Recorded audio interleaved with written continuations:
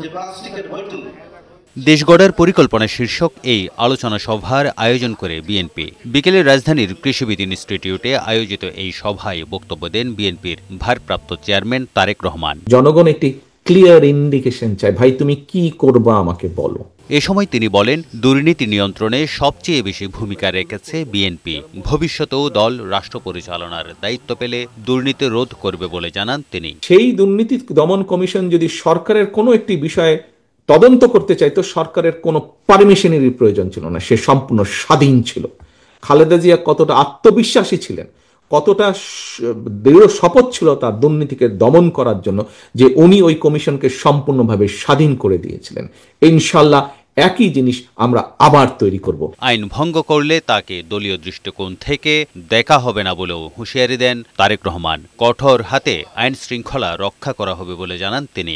যে কোনো মূল্যে আমাদেরকে দেশের আইন শৃঙ্খলা ব্যবস্থা ঠিক রাখতে হবে। আমরা আপনাদের সামনে যে কয়টি আজকে আমাদের কোর প্ল্যানিং যে আপনাদের সামনে আমরা উপস্থাপন করেছি, প্রত্যেকটি প্ল্যানিং যদি বাস্তবায়ন করতে হয় তাহলে অবশ্যই আমাদেরকে আইন শৃঙ্খলার ব্যাপারে কঠোর হতে হবে। দলেরও কোনো সদস্য যদি কোনো অন্যায় করে থাকে, আমরা চেষ্টা করেছি সেই অন্যায়কে আইন দিয়ে বিচার করতে, দলীয় দৃষ্টিকোণ থেকে বিচার না করতে। বিএনপি ক্ষমতায় গেলে মসজিদের ইমামদের মর্যাদা বৃদ্ধি করা সহ নানা পরিকল্পনার কথা জানান দলের এই শীর্ষ নেতা। বিভক্তি রেখে একজনকে ভেতরে একজনকে বাইরে রেখে কিন্তু আমরা দেশ গড়তে পারবো না।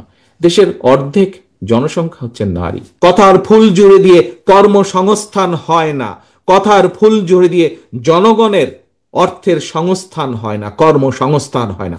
পরিকল্পনা লাগে কর্মসংস্থান করতে। যে ইমাম সাহেবরা আছেন, মুয়াজ্জিম সাহেবরা আছেন, তাদেরকে একটি সামাজিক মর্যাদার ভিতরে আনা উচিত, এবং এটি পর্যালোচনাকে হয়তো একবারে আমরা পারবো না, কিন্তু পর্যায়ক্রমিকভাবে ধীরে ধীরে আমরা এই কাজটি শুরু করতে চাই। ক্ষমতায় গেলে কি কি কাজ করা হবে তার পরিকল্পনা একমাত্র বিএনপি দিয়েছে বলে জানান দলটির ভারপ্রাপ্ত চেয়ারম্যান। গড়ে তোলার চেষ্টা করব। তারেক শিকদার, বৈশাখী সংবাদ, ঢাকা।